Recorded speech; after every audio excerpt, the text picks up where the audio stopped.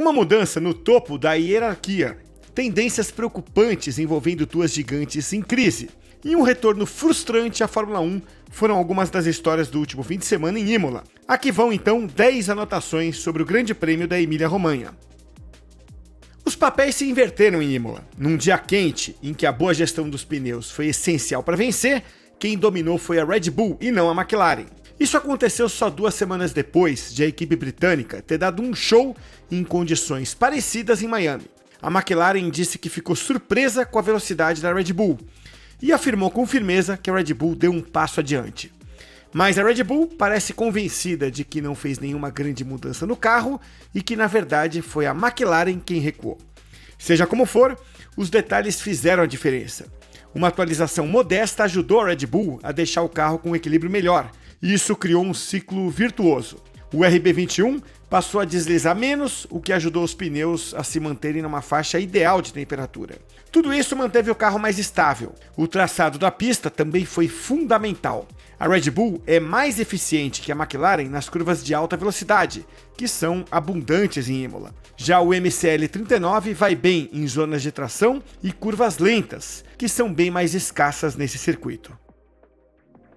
A Ferrari evitou o vexame completo diante da própria torcida e conseguiu salvar algum respeito numa corrida em que o carro, no pior momento, ficou relegado ao pelotão intermediário. As ondulações e as zebras de Imola tiraram ainda mais o carro da já estreita janela de acerto.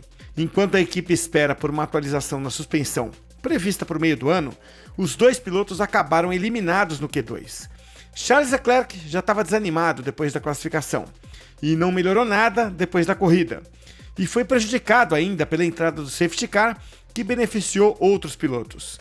Ele já não tinha mais nenhum jogo de pneus antes da relargada final. Com isso, o monegasco terminou em 6º. Já Lewis Hamilton ficou em 4º. Foi uma ótima recuperação, partindo das posições 11 e 12 no grid, mas só Hamilton enxergou o lado positivo.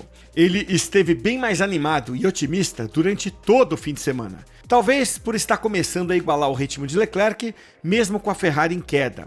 É um cenário completamente oposto ao de algumas corridas atrás. Até mesmo a perspectiva dos dois para Mônaco é bem diferente.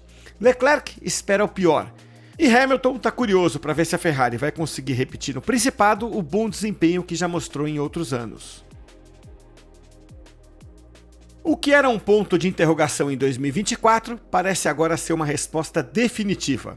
A gestão de pneus continua sendo uma grande fraqueza da Mercedes. Essa fragilidade ficou clara pela 3ª corrida seguida. Foi mais um fim de semana em que o ritmo de corrida caiu drasticamente. George Russell resumiu tudo ao dizer que, quando está quente, a equipe desaparece. A Mercedes voltou a sofrer com o ritmo em condições, digamos, diferentes, ou seja, outra pista e outros compostos. Russell, mais uma vez, se classificou bem, só que ele teve dificuldades logo no começo da prova, tentando acompanhar o ritmo dos líderes com os pneus médios, que outros pilotos conseguiram usar por um stint surpreendentemente longo. A situação era tão ruim que ele chegou a suspeitar que tinha alguma coisa quebrada no carro, mas não tinha. O diretor técnico adjunto da equipe, Simone Resta, reconheceu que ainda não houve avanço nesse aspecto.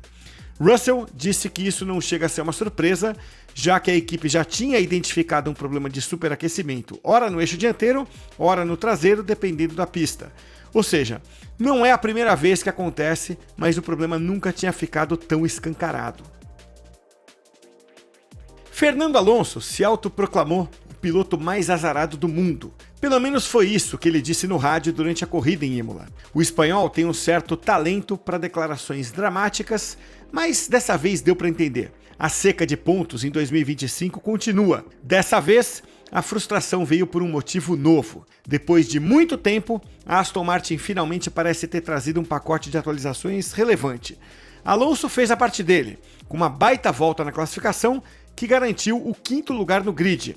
Lance Stroll largou em 8º, mas tudo isso se traduziu em 0 ponto. Foi um 11º e um 15º lugares numa pista onde a posição de largada vale ouro. A dupla até esperava perder algumas posições por conta dos pitstops antecipados, só que os safety cars no final jogaram os dois para fora da zona de pontuação.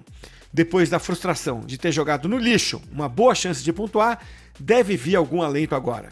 Afinal, o novo assoalho e o pacote aerodinâmico parecem mesmo ter melhorado o carro. Talvez o desempenho tenha sido um pouco mascarado pela estratégia agressiva de pneus na classificação. A equipe abriu mão de um jogo de pneus médios novos para usar os macios frágeis no Q3. Mas, pelo menos com base nessa corrida, dá para acreditar que a onda de azar de Alonso em algum momento vai passar. A Williams somou 14 pontos, o melhor resultado da equipe no ano. E mais, foi o melhor desempenho desde o GP do Azerbaijão em 2017, quando Lance Stroll chegou em terceiro. Veja, isso foi 168 corridas atrás. Ainda assim, o chefe da equipe, James Vowles, ficou decepcionado. Ele acha que dava para ter feito mais. Tanto o quinto lugar de Alex Albon quanto o oitavo de Carlos Sainz poderiam ter sido melhores. Ou seja, pela segunda corrida seguida, a Williams ficou aquém do que poderia. Albon chegou a andar em terceiro. Se não fosse uma escapada na brita durante a disputa com Leclerc, talvez ele tivesse batido as duas Ferraris e terminado em quarto. Mas quem saiu perdendo de verdade foi Carlos Sainz. A frustração começou na classificação. O espanhol poderia ter largado ainda melhor que a sexta posição, já que o traçado de Imola favorecia o carro da Williams. Mas ele não conseguiu repetir no Q3 a volta que ele tinha feito no Q2, e que ele disse ter sido a melhor dele pilotando a Williams. O problema foi o tráfego na volta de preparação, logo depois de ele ter saído atrás, tentando pegar um vácuo. Mesmo assim, ele e Albon vinham em sexto e sétimo no começo da corrida. Daí, Sainz foi chamado para um pit stop antecipado na volta 11. A ordem surpreendeu tanto que ele quase desobedeceu. No fim, ele parou, mas a estratégia comprometeu a corrida toda. Sainz poderia ter terminado bem melhor que o oitavo lugar. Mas é aquilo, apesar de a Williams ter consolidado a quinta posição no Mundial de Construtores, mais uma vez, o bom resultado coletivo veio acompanhado daquela sensação de que poderia ter sido melhor. Max Verstappen segue impecável. Isaac Hadjar continua deixando uma boa impressão na temporada de estreia dele pela Racing Bulls, dessa vez com o 9º lugar. Por outro lado, persistem os problemas nas outras metades das duas equipes da Red Bull. O quinto fim de semana de Yuki Tsunoda como piloto da Red Bull principal até começou bem, mas a coisa desandou quando ele bateu forte e capotou na chicane Villeneuve logo na primeira volta do Q1. O próprio japonês disse que foi inaceitável e estúpido. Pelo menos Tsunoda conseguiu se recuperar e terminar em 10º, largando dos boxes. A Red Bull, por hora, não dá sinais de que vai desistir dele. Na Racing Bulls, a situação de Liam Lawson também preocupa. Ainda zerado no campeonato, ele culpou as bandeiras vermelhas mal cronometradas pela eliminação no Q1. Ele só esqueceu que Hadjar teve o mesmo contratempo, mas conseguiu se classificar com uma volta inicial mais rápida. Desde que foi rebaixado, Lawson ainda não voltou a andar bem. Veja, Arvid Lindblad, o novato da Red Bull, vem fazendo um ótimo começo de temporada na Fórmula 2. Ele está prestes a ficar apto para a superlicença, já que faz 18 anos em agosto. Então, é bom Lawson abrir o olho. Dessa vez, o italiano Andrea Kimi Antonelli não foi parar no muro, como aconteceu da última vez que ele correu na Fórmula 1 na Itália e em Monza no ano passado. Mas agora ele estreou para valer um GP em solo italiano, e foi um fiasco. Ele não teve o ritmo nem a confiança de George Russell, por isso acabou eliminado no Q2 em 13º. Na corrida, até pareceu que as coisas iam se ajeitar. Antonelli largou com pneus duros e conseguiu esticar o stint, fazendo a parada durante o safety car virtual. Com isso, relargou em 6º, só que naquele momento começaram os problemas no acelerador. O italiano foi ultrapassado por Hamilton, que ele tinha conseguido segurar no primeiro stint. Depois, abandonou a corrida quando o sistema desligou por segurança. É bem possível que Antonelli tivesse pontuado, mas no fim, foi um fim de semana difícil, que terminou com o primeiro abandono dele no ano. Foi uma corrida em casa para ele esquecer. O roteiro da Alpine em Imola foi o mesmo de sempre. Só Pierre Gasly apareceu como candidato a pontuar, mas a única esperança da Alpine evaporou na corrida. Dessa vez, o erro inicial foi do próprio Gasly, que comprometeu as chances da equipe.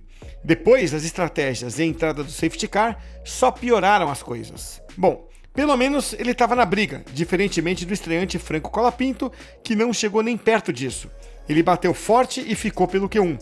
Colapinto vinha numa boa evolução na estreia pela Alpine, onde substituiu Jack Doohan. Ele vinha diminuindo aos poucos a diferença para Gasly e ao mesmo tempo se adaptava ao carro e aos pneus Pirelli de 2025.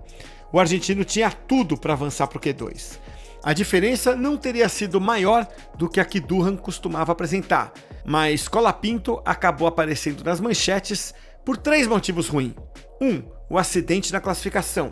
2. A confusão ao andar no meio de carros mais rápidos nos treinos. E 3. Fãs agressivos atacaram Yuki Tsunoda online por um incidente irrelevante entre os dois. Largar no fim do grid era a garantia de uma corrida sem sal. O argentino ainda ficou atrás de Hülkenberg, que largou de pneus duros, e parou no safety car virtual num momento ruim que só piorou a situação dele. O fim de semana não chegou a ser um desastre completo, mas também ficou longe do impacto que ele esperava causar. Em princípio, ele seria avaliado por 5 corridas. Flávio Briatore já afirmou que, por enquanto, não tem nenhuma quantidade pré-definida de GPs para Colapinto. A Pirelli apostava que, com a gama mais macia de compostos C4, C5 e C6, ela conseguiria apimentar o GP da Emília-Romanha do ponto de vista de estratégia. Depois dos treinos de sexta, parecia que isso não ia dar certo. O C6, pneu mais macio e mais frágil, se mostrou instável demais para o gosto de alguns pilotos em certas curvas.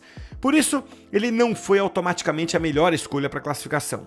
Na corrida, o grid acabou se dividindo nas estratégias. A maioria parecia bem encaminhada para fazer uma parada apenas, mas depois da entrada do safety car, alguns pilotos se sentiram tentados, ou talvez forçados, a fazer uma segunda parada. Foi um efeito dominó, provocado por trocas antecipadas no meio do pelotão. O que não está claro é se essa movimentação toda foi fruto de uma estratégia realmente aberta ou se foi apenas o resultado de um fim de semana em que ninguém conhecia direito o comportamento do novo C6. Para a Pirelli, talvez o segredo para forçar 2 paradas em prol da estratégia esteja em manter os times sempre na dúvida, sem dados suficientes para prever com exatidão o que vai acontecer. Essa foi, ainda que extra-oficialmente, a despedida de Imola da Fórmula 1. Nenhuma declaração foi dada pelos dirigentes, mas no paddock já se dá como certo que o GP vai sair do calendário a partir de 2026. Vem crescendo o interesse de outras praças ao redor do mundo. Muitas delas têm estruturas modernas e foco total no atendimento corporativo. Isso faz com que autódromos mais tradicionais, como Imola, fiquem para trás. É uma pena, porque além do charme de um circuito histórico como esse, a pista mostrou que funciona bem com a geração atual de carros.